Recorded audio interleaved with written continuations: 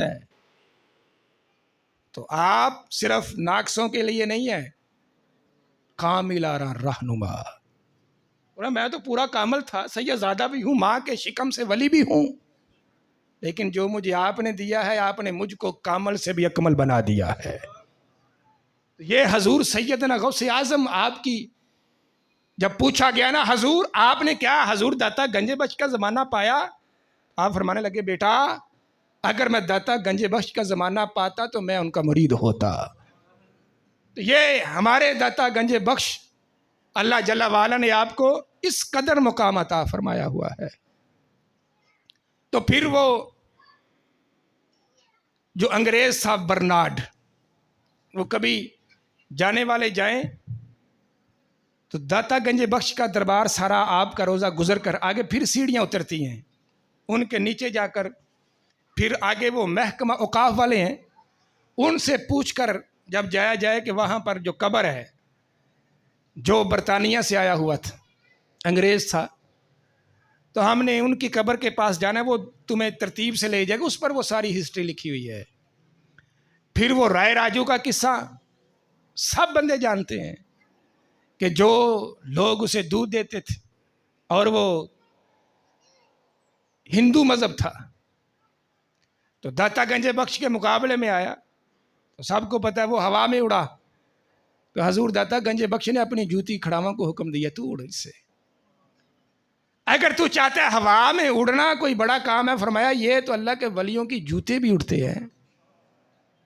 تو آپ نے کہا میں تجھے بٹھاتا، آپ پھر وہ اس کے سر پہ لگی، لیکن یہ جوتے کا مطلب یہ نہیں تھا، جتنے جوتے اس کے سر پہ لگے اللہ نے اتنے درجے اس کے بلند کر دیے، ہم یہ کہتے ہیں۔ پھر وہ مسلمان ہوا، آپ نے اس کا نام بدلا، نام بدل کر پھر وہ شیخ ہندی، آپ کے یہ پہلے خلیفہ بنے، سینے سے لگایا، کہاں وہ کفر کی دلدل میں تھا، سینے سے لگا کر ولی کامل بنا دیا۔ اگر اس طرف داتا گنج بخش کا جو ادھر ہم چہرہ کریں، اس طرح وہ قبر ہے ان کی پہلی قبر، اور یہ داتا گنج بخش کے پہلے خلیفہ ہیں، اور اس دن سے لے کر آج تک آپ ہی کی اولاد ہے جو داتا گنج بخش در نسل گدی نشین بن رہی ہے۔ کہاں تک داتا گنج بخش نے ان کو فیض عطا کیا۔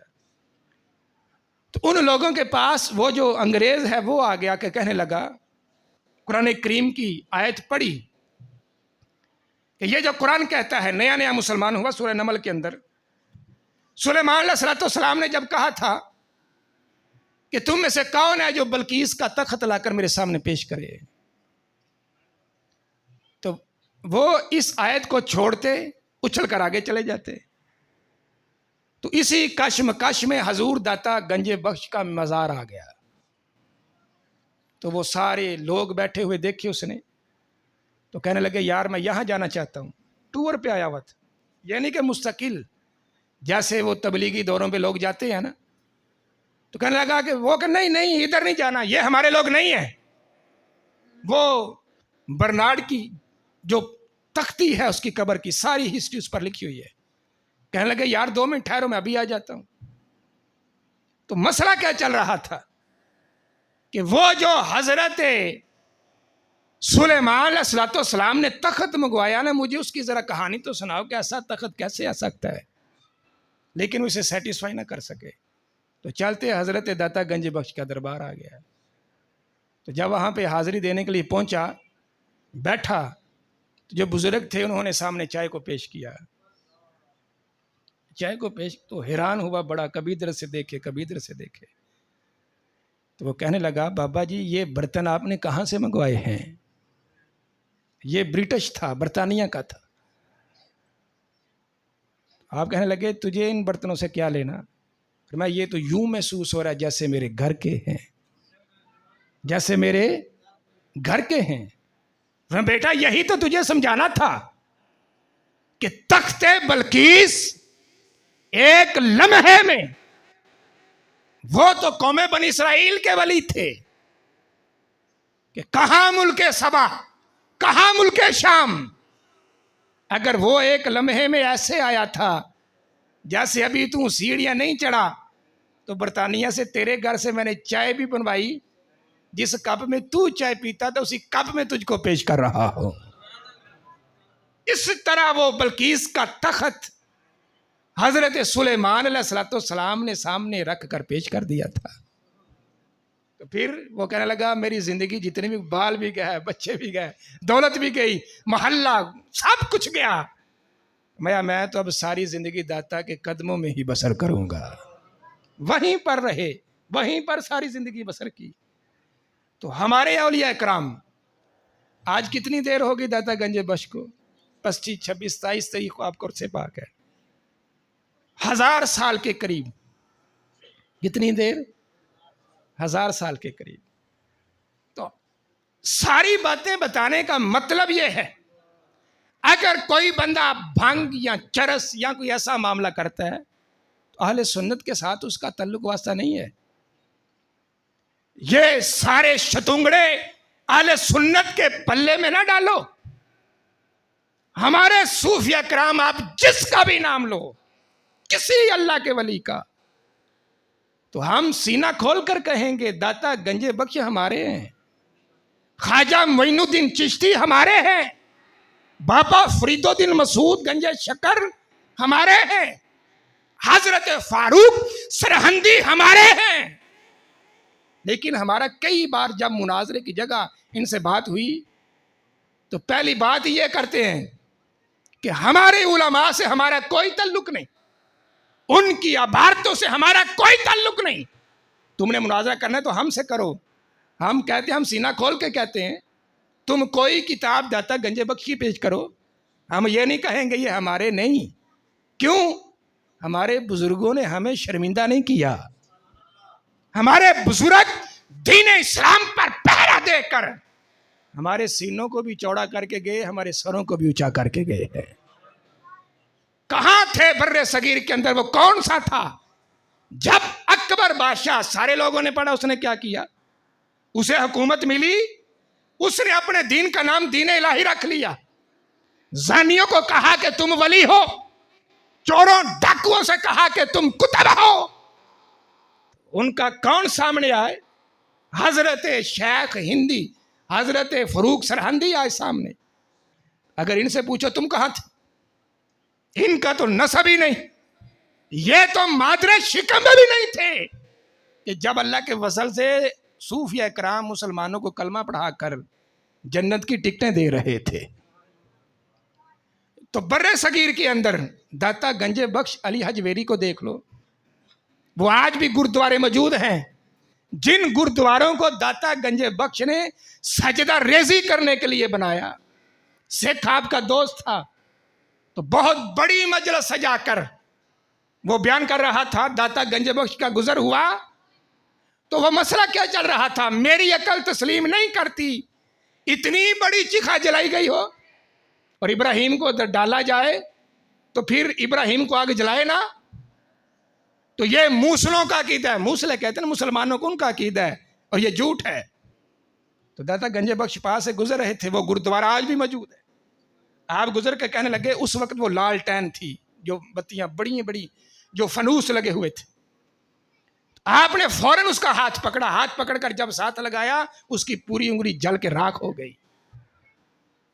تو داتا گنج بخش نے دونوں ہاتھوں سے اس کو پکڑا، فرمایا جانا نہیں، رات بیت گئی، فجر آئی، اب میری نماز کا ٹائم ہے۔ دونوں ہاتھ کیے، فرمایا میرے ہاتھ جلے تو نہیں؟ فرمایا اگر داتا گنج بخش ان کے غلاموں کا غلام ہو کر جو آگ تجھے لمحے میں جلا کے راکھ کر دے، میں اس آگ نے تو میرا بال بھی نہیں جلایا، پھر مان جا لاکھوں میل پر آگ پھیل جائے ابراہیم کے کپڑے کو بھی نہیں جلا سکتی۔ وہ ہزاروں کا مجمع تھا جو کلمہ پڑھ کے مسلمان ہو گیا۔ تو یہاں پر ہم تو واضح و نصیحت کرتے ہیں، تو جو بندہ قرآن مانتے نہیں اسے قرآن فائدہ دے گا، حدیث مانتے نہیں حدیث فائدہ دے گی نہیں، اسے داتا گنج بخش کے مزار پر کھڑے ہو کر اسے کہا جائے گا تیری آنکھوں سے پردے پیچھے کرتے ہیں، یہاں سے کھڑے ہو کے دیکھ اللہ کا کعبہ کتنا پیارا لگ رہا ہے۔ یہ لوگ پھر مانتے ہیں. تو کون سی تاریخ ایسی خالی ہے کہ جو اللہ کے ولیوں سے خالی ہو؟ لیکن اولیاء کرام کا مطلب ہرگز ایسا نہیں کہ وہ یہ دین یا شریعت کے مخالف ہوتے ہیں. میں نے آپ کے سامنے حدیث پاک کو پیش کیا، اللہ کا قرآن پڑھا. اللہ کے ولی کا مطلب یہ ہے کہ اللہ کا ولی ہمیشہ شریعت کا پابند ہوتا ہے، چاہے وہ صبح ہو چاہے وہ شام ہو، کسی حال میں بھی. ہاں یہ ہو سکتا ہے اگر آگے بندہ کم علم ہے، اس کا کوئی فعل دیکھے تو وہ اعتراض شروع کر دے. میں نے ہزارہ واقعہ، جنید بغدادی آپ حج کر کے واپس آ رہے تھے، آتے ہوئے روزے آ گئے. آپ نے ایک مسئلہ سمجھایا اپنے مرید کو، فرمایا لوگوں کی محبت آج میں تمہیں بتاؤں گا ان کی محبت کیسی ہوتی ہے. اتنا بڑا جنگ غفیر تھا آپ کے استقبال کے لیے. تو جب سارے لوگ سامنے آ گئے، آپ نے کہا آپ کو ملتا ہوں میں. آپ نے وہ کپڑا کھولا، اسے روٹی نکالی، روٹی کو کھانا شروع کر دیا. تو لوگوں نے ایک قدر صوفی ہے، یہ کیسا اللہ کا ولی ہے، اس کا شوہر عرب و عجم میں ہے اور اسے روزوں کی حیا نہیں. تو جو چند علماء تھے وہ سمجھتے تھے، وہ رکے رہے، عوام شام سب بھاگ گئے. تو اپنے مرید سے کہا دیکھا لوگوں کی محبت کا عالم یہ ہے. حالانکہ جنید بغدادی سچے تھے، سفر میں تھے. تو اللہ کا قرآن کہتا ہے جب سفر میں ہو روزے کی قضا کر لو. یعنی کہ ہماری عقل میں کوئی مسئلہ نہ ہے، لیکن اللہ کا ولی پھر بھی وہ شریعت کے تابع ہی رہتا ہے. اپنی عقل کے گھوڑے نہ دوڑاؤ، تمہیں اس کا علم نہیں. مگر اللہ کا ولی ظاہر میں یہ دو علم رکھتا ہے، ایک ظاہر ہے دوسرا باطن ہے. ظاہر کا علم تو اولیاء کرام کو، علماء کو ہو ہی جائے گا، لیکن بہت تھوڑے ایسے عالم ہیں کہ جن کو باطن کا بھی علم ہے. تو اللہ کا ولی تو بنتا ہی تب ہے. حالانکہ موسیٰ علیہ السلام وعدہ کر کے کہا کہ میں بولوں گا نہیں، اِنَّكَ لَن تَسْتَطِيعَ مَعِيَ صَبْرًا. اللہ کے ولی نے پہلے کہہ دیا تھا موسیٰ علیہ السلام وعدہ تو کر رہے ہو لیکن میری بھی سن لو، تم میرے ساتھ صبر نہیں کر سکتا. یہ تو انہیں کہہ دیا، یعنی کہ وہاں پر بولنا نہیں، پھر بھی بولے پھر بولے پھر بولے. اور موسیٰ علیہ السلام ہن تواڈے ساڈے چ جدائی ہے. جدو ہے سرکار تے اتی حضور نے کی فرمایا ہے، اور موسیٰ علیہ السلام صبر کرتے. میں اب دیکھ رہا ہوں کہ خضر علیہ السلام انہیں پورے جہان کی سیر کرواتے، فرمایا ایسے عجائب دیکھتے کہ کبھی موسیٰ علیہ السلام کا وہم و گمان بھی نہ ہوتا. تو لہٰذا اولیاء کرام ہمیشہ شریعت کے پابند ہیں، ان کی زندگی کا ہر لمحہ نبی پاک کے دین کا نفوذ ہوتا ہے، اور ہم ایسے اولیاء کرام کے ماننے والے ہیں. اللہ جل وعلا ہم سب کو اولیاء کی محبت عطا فرمائے. وآخر دعوانا الحمدللہ.